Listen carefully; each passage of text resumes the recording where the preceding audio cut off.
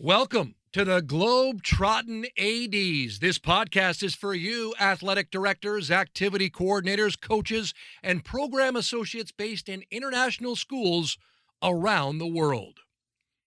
The Globetrottin ADs is proudly hosted by Nick DeForest from the American International School Vienna and Matt Fleming from the American International School of Budapest. Here they are now, Nick and Matt and the Globetrottin ADs. Hey everybody, happy 2023 and welcome back to the new year. Hopefully everybody had a great holiday wherever you were in the world. We had a nice long vacation. I know I did. It was great being in Nashville. We're going to break that down a little bit. Nick and I were at the NIAAA conference in Nashville, Tennessee, with a whole bunch of other international school and U.S.-based colleagues. It was great to see a lot of folks again.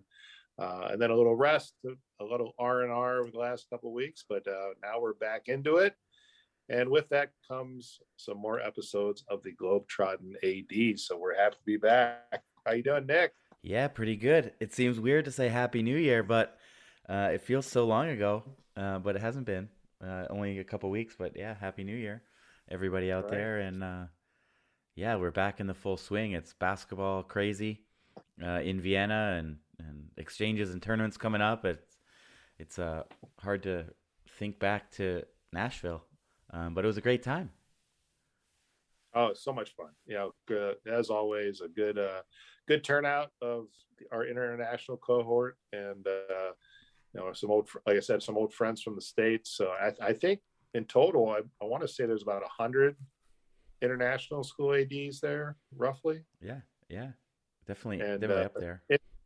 And in total, I think the final number is around 2,800 attendees at the NIAAA conference in Nashville. So if you've not been to Nashville, an amazing place to go to for not only just the conference, right, but also a good time with what is just music everywhere and fun and good food. And it was it was a great place to have a conference all the way around for sure. Yeah, I mean, it was so much fun, and we had so much to do, Matt, that we didn't even record a podcast, an interview. We didn't even think about it once we got there, right? It was just sessions and live music, like you said, and great conversations with people from all over.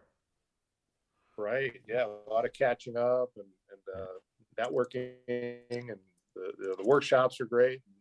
Also we had a new course that we rolled out. We piloted called 910. We've talked about that a lot before in some previous podcasts and giving some overviews about the course content. So that worked out pretty good. We had a nice little audience for it, and overall it went pretty well. We were pretty happy with it afterwards. Yeah, some fine tuning. I think I got cut a little bit, Matt. I don't know why, but Chris and I were last, and we got cut a little.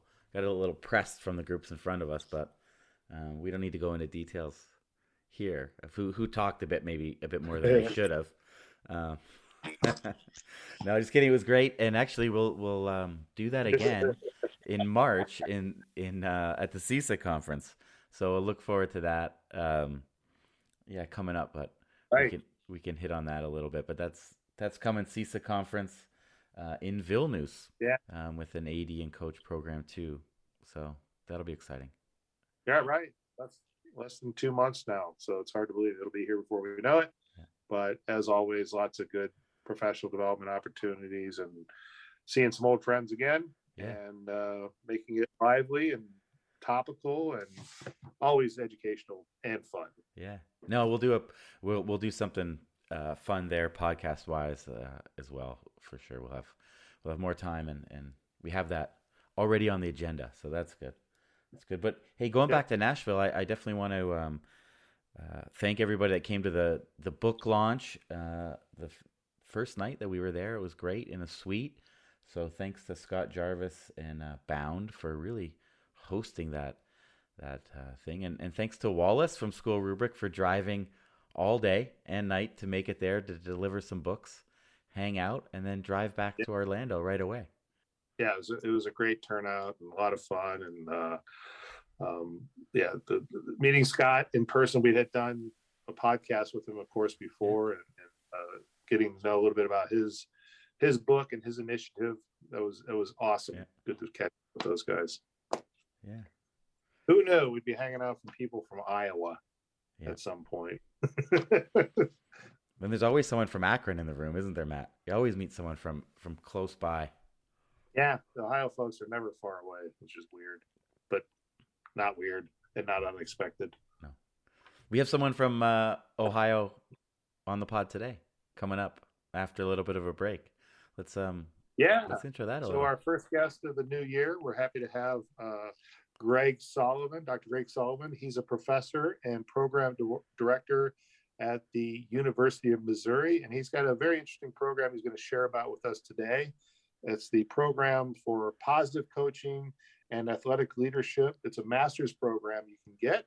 It's totally online. There's also a certificate if you don't want to go for the full master's, but it's pretty interesting. He's got some really good information to share, and we're very happy to have him join us today. So thanks for Greg for joining us and bringing all this information forward. Yeah, and that'll be like a mini series. We had that 9-10 series. Well, now we have this one about a master's program, and our next episode will also be on a different type of master's program in a few weeks' time. So continuing our learning maybe at a higher level, so to speak. Right. So if you're out there and you're needing a master's degree for moving up the pay grade or getting your license renewed, these are some great options. They're very relevant to what we're doing as ADs and activity coordinators in international schools or wherever you are in the world. So we really hope you'll get something out of it. Yeah, great. So let's hear from Cookery, our awesome and only sponsor, and then we'll come back with Greg. Cookery are a global multi-sport clothing brand specializing in providing the world's most prestigious schools with bespoke made and designed team uniforms for students of all standards and abilities. If you are frustrated by inconsistent colors, branding, costs, and sizing across your school's uniforms, then it's time to discuss an offering where every sport is available from softball to soccer for male and female athletes at rates to suit your budget. To find out how Cookery could elevate the apparel of your student athletes to a professional level, email the team at contact@cookerysports.com. A dedicated sales manager will offer you a quote today. Mention this ad and receive a special offer on your coach or PE staff order. All right, well, welcome back and welcome, Greg. Thanks for being here. And just start us off by telling us a little bit about your program and yourself. I am currently the director of a really unique master's program at the University of Missouri. It's called Positive Coaching and Athletic Leadership, which I think is probably significant to your audience. And we're it's kind of a niche. It's a master's in education, but our niche is really working with K through 12 teachers, coaches, college coaches, even some professional coaches. We also serve a lot of people in the military, and it's for people who are interested in this intersection of optimal performance and optimal well-being. And we do that by fusing sport and performance psychology, positive psychology, and coaching theory, leadership theory, and we kind of created a number of classes around those topics. And it's been highly successful. We've had thousands of graduates from the program just in the last 10 years, who have really, I think, gone out and made a difference in the world of athletics. And I think they've enhanced the experience not only for athletes but also for themselves. So it's as an educator, it's really cool to be able to see and hear back from graduates of the program about the difference that it's made in their approach to coaching and leading, and how they really feel like it's helped their athletes. Prior to my stint at University of Missouri, I was at Ohio University and ran their online version of their sport admin degree program, which is always touted as the #1 sport admin degree program in the world. So I enjoyed that. And then prior to that, I was at a small liberal arts college in Central Ohio called Otterbein University, and really enjoyed my time there as well. But I guess what's unique about my background is that I played college athletics, played college basketball at a Division III school, and then the school where I played bumped up to Division I, and I coached Division I for a couple of years, and then made the colossal mistake of going into finance, and actually worked on Wall Street in New York City for 20 years, and left for a number of reasons. But I guess kind of the watershed moment for me was actually being downtown Manhattan on 9/11. I worked just a couple of blocks from the Trade Center, and realized that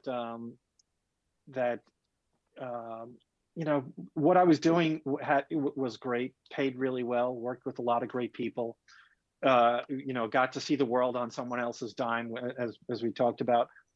But it really was kind of bereft of any deep purpose or meaning for me. So after 9/11, I just, upon deep reflection, decided to pack it in, and went back to school and moved. My wife and three sons, we all moved to Central Ohio, where I did a doctorate at the Ohio State University,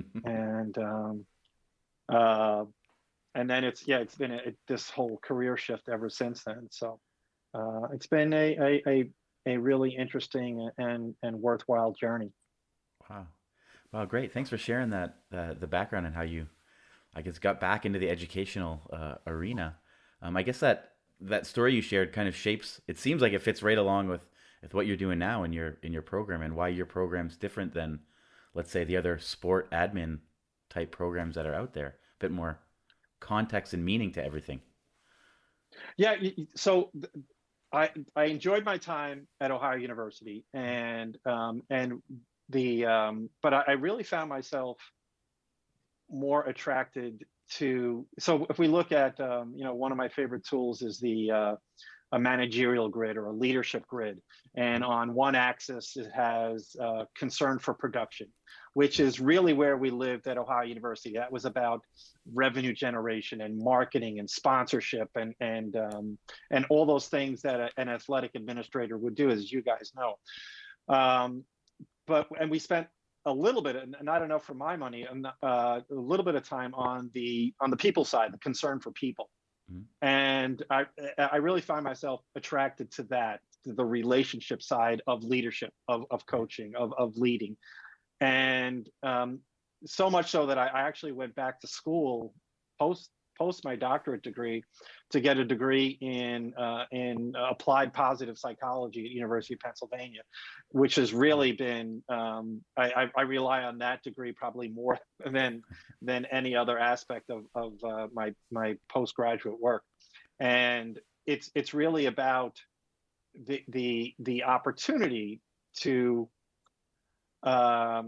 transform and to assist in the transformation of others, but also in our own transformation. The idea of experiencing well-being, defining well-being, and from a leadership perspective, it's about the difference between how we lead traditionally and how we can lead going into the future. So we tend to rely on an extraction model of leadership. How can I get things out of people, right?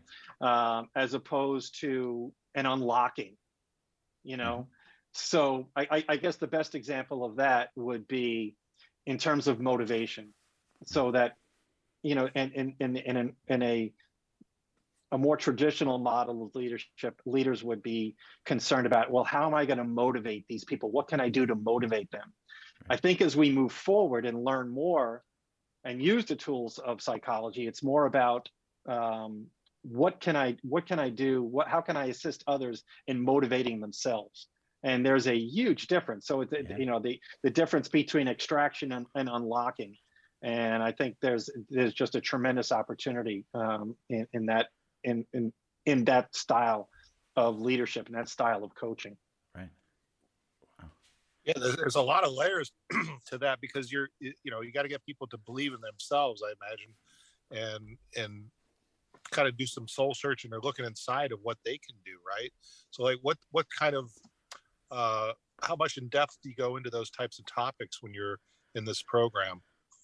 Yeah, quite a bit. I think it's foundational to what we do, Matt, in terms of, for example, the unlocking in motivation comes through the meeting of some very important psychological needs, not wants or desires, but needs. And one of the needs, as you talked about, is the need to feel able and competent, and that I have the skills to do what you're asking me to do.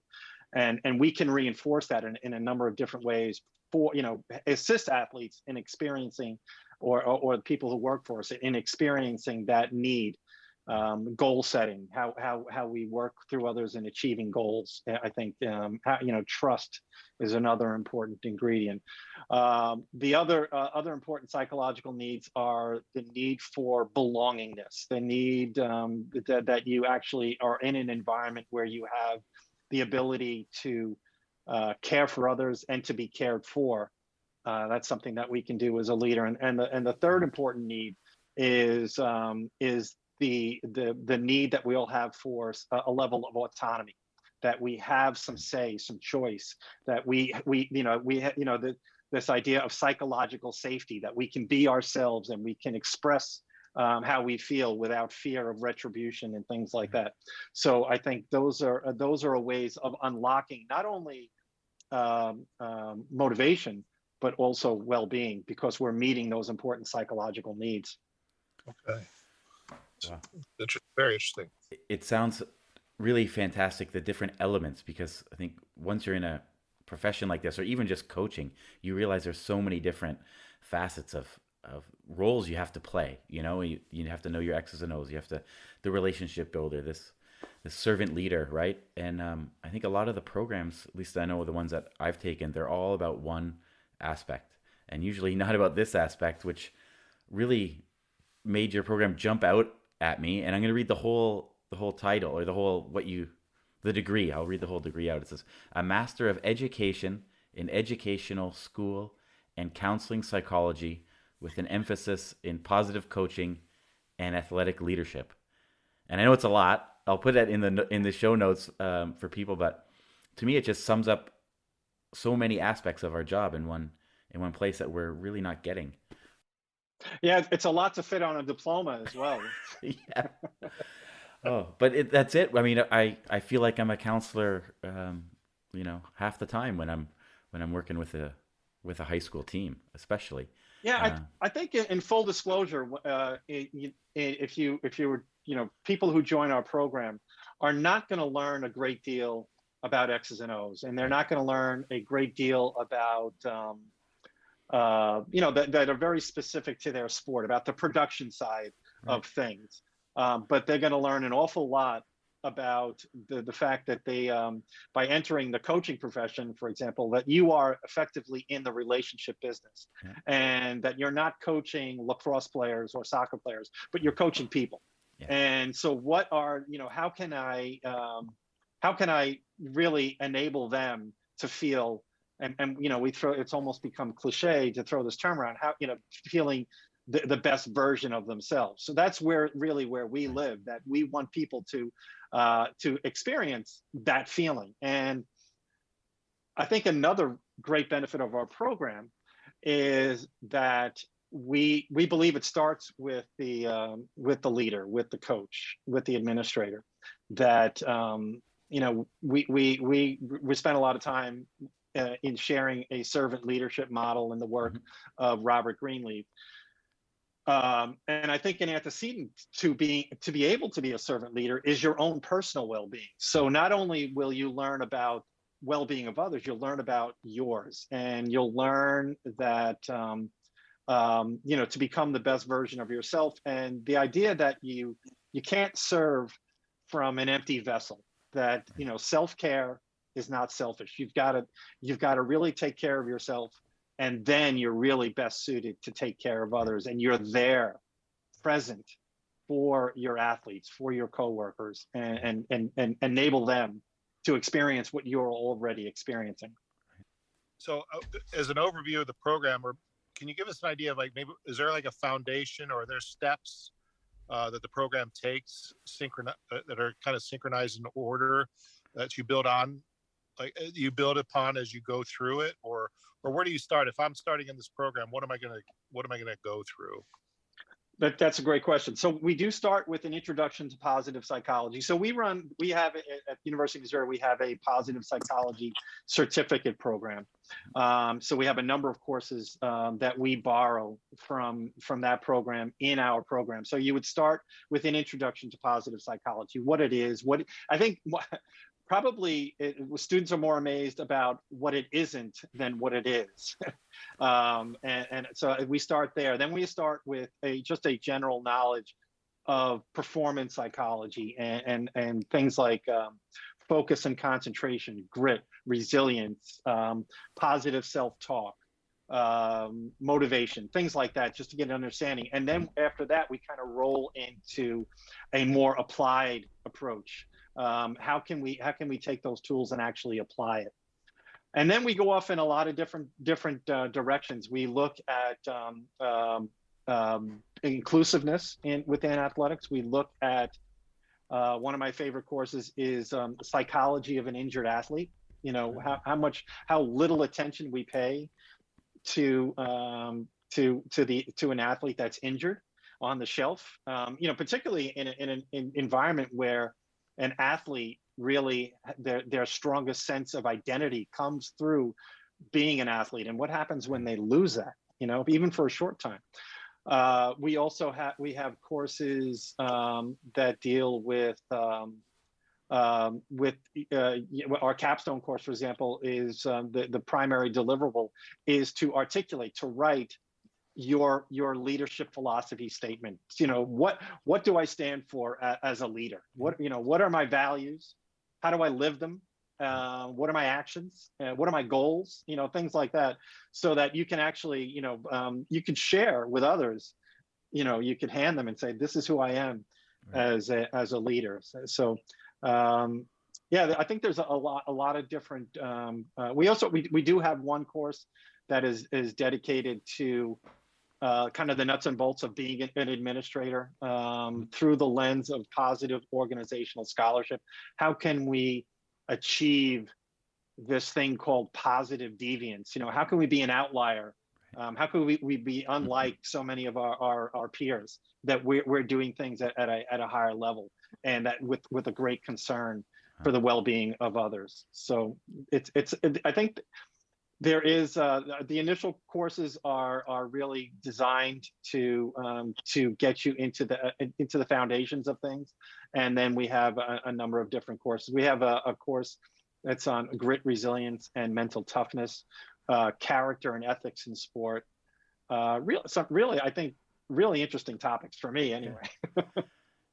I think for Matt, for both of us as well, right? I mean, I think it's a lot of the things that we're doing in different workshops or other, conversations, roundtables that we're having, they all center around these types of things with other ADs, because we realize, one, they're most important, and two, that's the least amount of training we've had in those areas. It's either, really admin type stuff or really coaching, X and O's or on the field type things.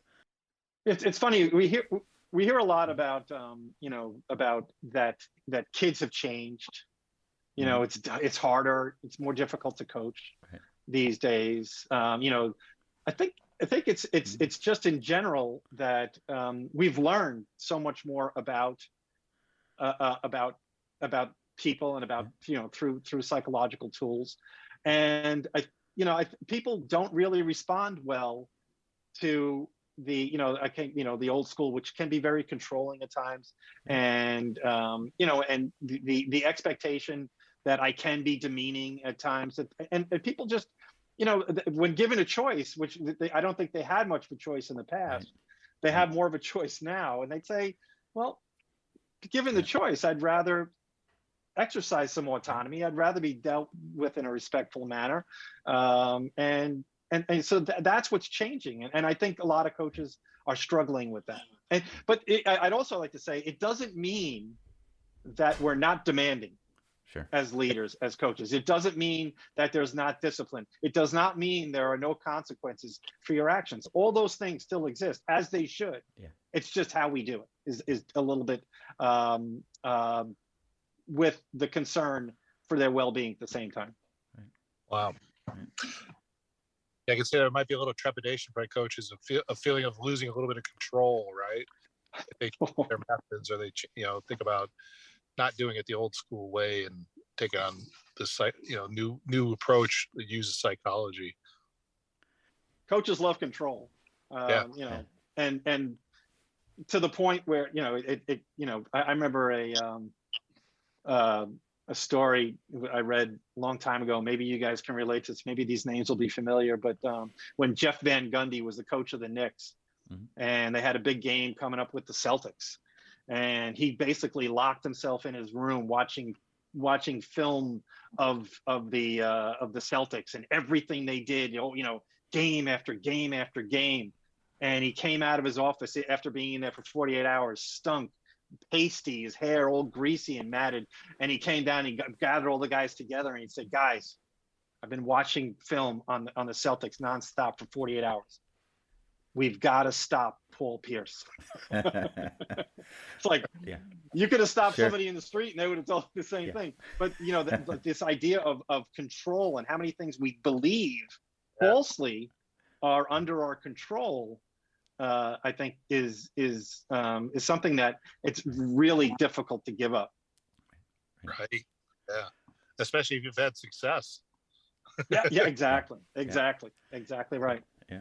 Or what you feel or you deem to be success, right? Maybe the athletes under you or the coaches under you as an AD don't feel the same way, but you won the title, or they might not go away with the same feeling, right? Yeah, and in a lot of ways it comes down to how do we define success, and if it's just about winning a game, there's a lot of things we can do to people that's not in their best interest, and we can get that win. I was talking to a coach a couple of years ago who was being inducted into his state Hall of Fame. He coached girls high school basketball. And I said, "What was your coaching philosophy?" And he said, "I decided very early in my career that I would rather lose a game than lose a kid." Yeah. And that philosophy led to incredible success, that he kept that in his mind, in the forefront of his thoughts all the time. Right. But it still led to incredible success. And, obviously he was just beloved by his players. Right. That's the legacy, right? That a servant leader, right. Not there for themselves. They want that to live through all those athletes, right? What you mentioned servant leadership, and I know something that we talk about with the NIAAA a lot, and it's a relatively new phrase for me the last few years, where I really started to understand what it is and how that's me and what I want to be. But what do you think are some of the main aspects of a leader, or what jumps out at you when someone wants to be that, or you want someone to be that? I think the first thing is that, we talked about measuring success just a second ago. I think a servant leader really measures their success by the growth and well-being of their followers. Right. And another quick story about a coach named Amos Alonzo Stagg, who coached football back in the early 1900s. And he had, one undefeated season after the next. And they said, after one undefeated season, they said, "Is this your greatest team ever?" And he said, "I won't know for 20 years. And his answer had nothing to do with football and everything to do with what kind of people would these players become? Would they become good husbands, fathers, pillars of the community? That's how he measured his success on that. And I think that's really a hallmark of servant leadership, is that I measure my success on the growth and well-being of others. And it's really about this opportunity to for others for you to enable the flourishing, the thriving Right. of others. And that, and what does that mean? That they're able to meet challenges, that you identify and you use their strengths. But it really, it shifts the attention away. Servant leaders shift the attention away from outcome and really on and focus on process. And again, that's become a little bit of a cliche as well, but I think it's really, really important that this idea that the kind of, the outcome will kind of take care of itself if we are really engaged and present in the process. And I think that's what servant leaders do as well. So servant leadership has been around. I think Robert Greenleaf wrote his seminal essay in 1970. Okay. But it's been around for 50 plus years. But to your point, it hasn't really been a conversation piece in the athletic world for the last few years. And I think it's kind of paralleled the last 20 plus years of the positive psychology movement. And people are really hungry for a leadership style that enables them to really feel good about themselves as a leader. Right. And I think that servant leadership is really the best answer to people's, trying to answer that question for themselves.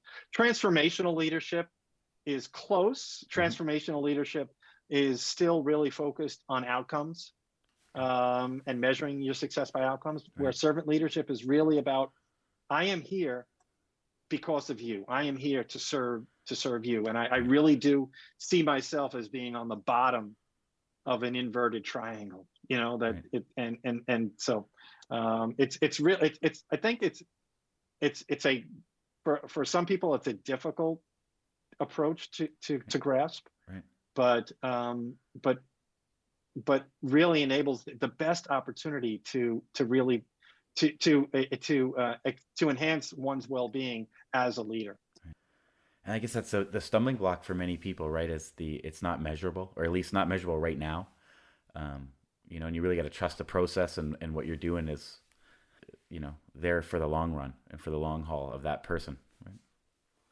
I would differ a little bit. I think we can measure well-being. I think we can measure satisfaction. I think we can measure psychological health. I think we can measure those things. I think, in the U.S.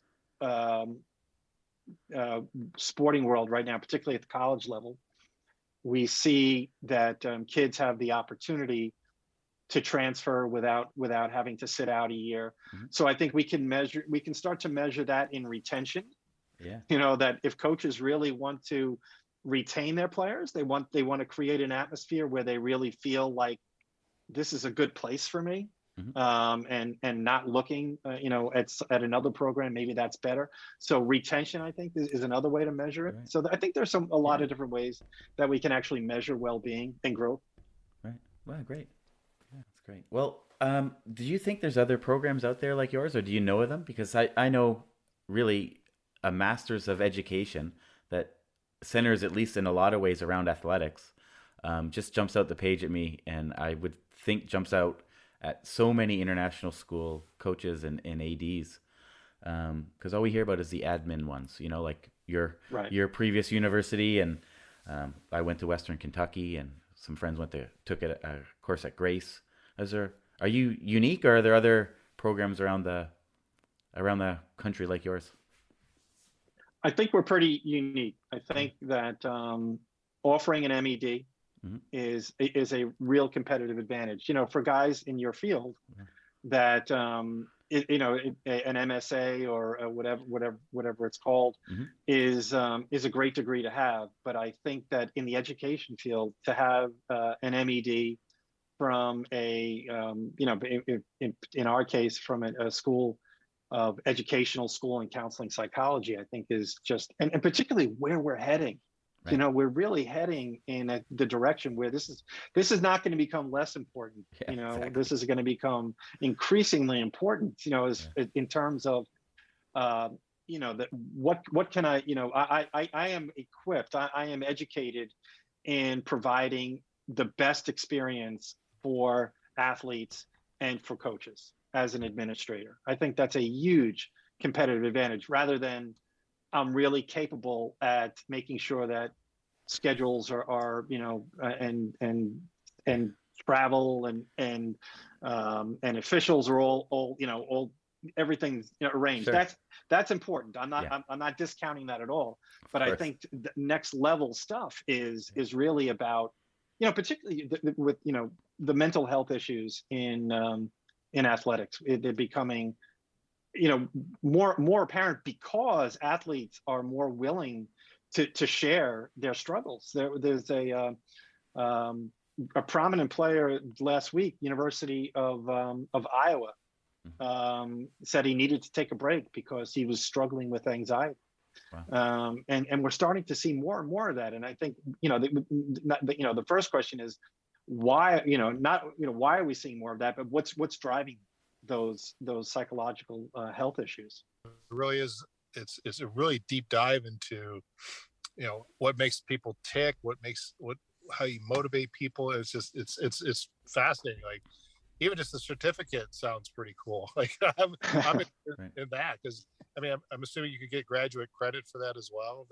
Absolutely. And it's all transferable into our program. So we have a 5-course certificate program in positive coaching and athletic leadership, and and you would be able to transfer 4 of those courses if you decided to continue on towards your towards the MED. Okay. So and I think it's a lot of people come for the opportunity, because we do offer an MED, but they just become so enthralled with the content, and what I'm really excited about, the feedback that I receive from those students, is what they learned about themselves, what they learned about enhancing their own lives, and making their really having a self-awareness of their well-being, and where they may have had some shortcomings in the past, and what they can do to really understand what drives our well-being, and then to be able to share it. But it starts at home. It starts with the self. That's great. Well, I know one of those students, a good friend of mine, Owen Reed, who put us in contact, is enjoying it quite a bit, and I'm looking forward to digging in more into your book and learn a bit more. But the people listening, or our colleagues out there, where should they go if they want to learn more? Can they contact you directly, or? Sure. My email address is pretty simple. It's gsullivan@missouri.edu. And you can if you just were to Google Missouri or Mizzou, and Mizzou's the nickname for the university, MIZZOU, positive coaching and athletic leadership, they would find our websites. Perfect. Another key competitive advantage, since you're allowing me to talk about absolutely, my program, is our cost. So our cost is typically about is less than half of a typical master's degree. So the entire degree program is going to cost about $14,000. Wow. From start to finish. Right. And I think that that's and I think we keep in mind the fact that we're educating educators. Right. And so to charge $30,000 for a degree didn't really make a whole lot of sense. So we charge in-state tuition, whether you're in Budapest or whether you're in Vienna. Yeah. And so you're getting the full degree, the MED for about $14,000. So that enables me to sleep better at night, knowing that the content for that price point, I think is off the charts good. Very good deal. Yeah, and that is great, because I'm Canadian, and when I was looking just to go to college way back when, you look at the in-state fee, and then seems like reasonable, and then there's the out-of-state fee, and then there was the international student fee, and it was okay. I'm out of there. So no, to take Right. that into consideration for people is great. And also for international students, all our programs are asynchronous. So you can work around that. As you know, Owen will tell you that he doesn't have to be anywhere at any specific time. He has deadlines to meet, Sure. but he can plan around that. And you have access to materials well in advance. So everything is asynchronous, and it really makes it palatable for an international student. Perfect. Just curious, do you get non-traditional folks in the program, like people who aren't in education or into coaching, or have you had that? Yeah, we get a lot of military people, and it's the number one employer of performance psychologists is the U.S. military. Wow. So we get a lot of people who are interested in this idea of optimal performance and well-being. The military here has really made some tremendous strides in their concern for the well-being and welfare of their members. We get a lot of people in for example, the world of dance, Okay. anybody who I think we have to really reconsider what we do, and that we have to really think of ourselves as being performers, and that we have the opportunity to learn about performance psychology, and how it's not a for someone who worked 20 years on Wall Street, that all of these principles and practices apply to everything I did day to day there.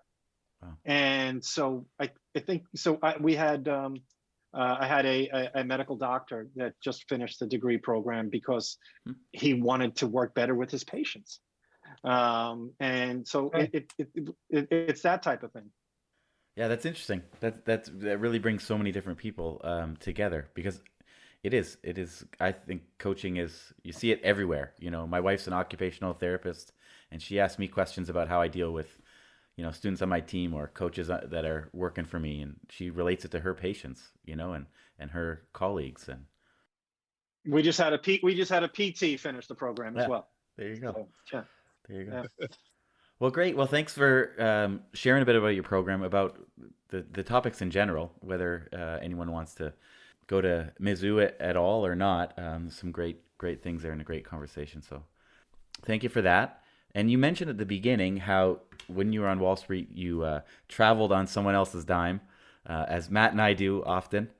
So we like to ask everyone where's their favorite place, or usually in the country that they're in. But maybe, Greg, as you did get to travel for work, what was one of your favorite places to go to, and why? Well, I was in the natural resource side of finance, so I dealt in the commodity markets, and in particular gold. And so I had a lot of contacts in South Africa, but pre-1994, because of the apartheid and financial embargoes and restrictions, I wasn't allowed to visit South Africa. So my first visit to South Africa was in 1995 during the Invictus World Cup. Oh, wow. And stayed in the same hotel with the Springboks, and then made subsequent probably a dozen trips down to South Africa, and spent a lot of time in the Cape Town area. And I think that's I was there just a few years ago. I took my youngest son, we went down there. And I really like that part of the world. I think that's,